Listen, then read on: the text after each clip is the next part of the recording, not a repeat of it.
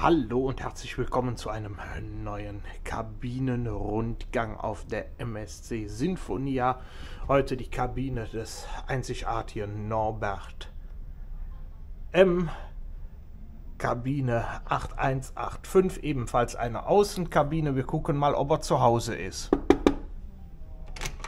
Sieht gut aus. Herein. So, da schauen wir hier mal. Ja, und die Kabine, die sieht innen etwas anders aus. Sie sieht natürlich zum einen etwas anders aus als die Kabine, die ihr schon gesehen habt in meinen Videos, weil es eine klassische Kabine ist, die zur Seite raus liegt und dadurch das Fenster hinterm Bett hat. Zum anderen ist sie vom Design her etwas anders, weil dieses Schiff, die MSC Sinfonia, die ist vor rund 10 Jahren um ein Stück verlängert worden. Und ja, da sind hier Kabinen natürlich eingefügt worden und die sehen etwas anders aus von der Holzart etc. Oder auch zum Beispiel hier so Dinge wie die Klimaanlagen und so, die sind dann natürlich neu da reingekommen und sehen anders aus wie im restlichen Schiff. Teilweise sind aber auch in den anderen Kabinen im Rahmen des Umbaus wahrscheinlich Dinge angepasst worden. Ja, wir fangen wie immer vorne an der Tür mit dem Rettungswegeplan. Die Tür ist gleich, man kann hier abschließen, kann aber auch sofort die Tür wieder öffnen. Wir haben ebenfalls wie in der anderen Kabine 3 Kleiderschränke, die ich jetzt nicht alle aufreiße, weil Norbert da natürlich schon seine Sachen drin hat. Und die könnt ihr ja in dem anderen Video von der Kabine 8003 euch angucken. Die Aufteilung ist gleich. Wir haben auch hier den Schrank mit der Minibar, mit dem kleinen Fernseher oben drauf. Ja, hier haben wir einen Spiegel. Und hier haben wir auch einen Schreibtischbereich mit einem Hocker. Wir haben ausreichend Staufläche rund um den Schreibtisch mit Sachen, die man eigentlich nicht braucht, außer dass der Kabinensteward die Tagesdecke da reinstopft. Ja, und hier über dem Schreibtisch, da haben wir noch eine Tür, ein Fach mit einem Tresor. Auch hier sieht man ein relativ neues Modell. Hier steht der Apparat für die Fernbedienung drin. Warum die den hier jetzt nicht in Betrieb haben, weiß ich nicht.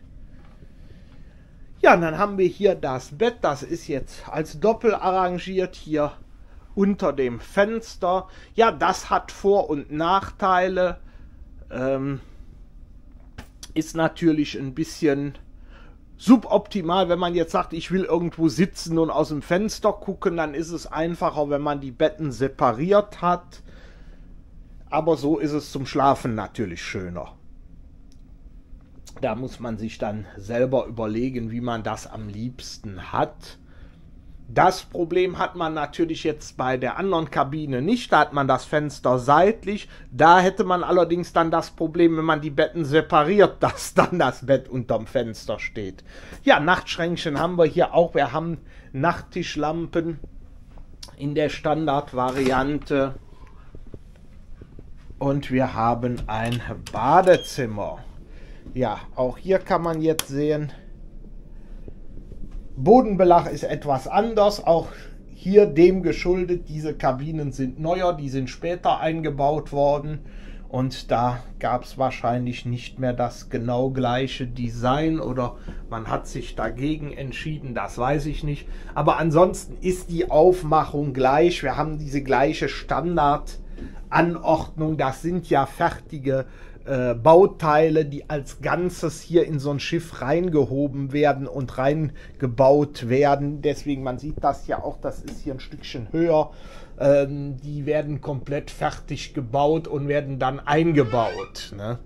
Von daher sind die natürlich auch von der Aufteilung her gleich. Ansonsten gibt es hier keine signifikanten Unterschiede. Ich wollte euch das nur mal gezeigt haben, dass ihr seht, es gibt die halt dann auch hier in diesem etwas dunkleren Holzdesign mit dieser stärkeren Maserung und eben auch von der Ausrichtung her ist das die Standard-Außenkabine, wie ihr die mit hoher Wahrscheinlichkeit bekommen würdet, wenn ihr hier bucht, dass man hinten die Heckkabine bekommt. Das ist dann eher die Ausnahme. Ja, wenn ihr euch für den Rest auch interessiert, dann schaut in die anderen Videos rein, den anderen Kabinenrundgang, unsere Tagesvideos, den Schiffsrundgang, der noch kommt und alles drum und dran. Dann seid ihr rund um dieses Schiff vollkommen informiert. Ich würde mich darüber freuen. Und wenn ihr nichts verpassen wollt, dann lasst ein Abo da unten da und aktiviert die Glocke. Dann seid ihr immer über alles Neue informiert. Dafür sage ich herzlichen Dank und bis zum nächsten Mal. Ciao.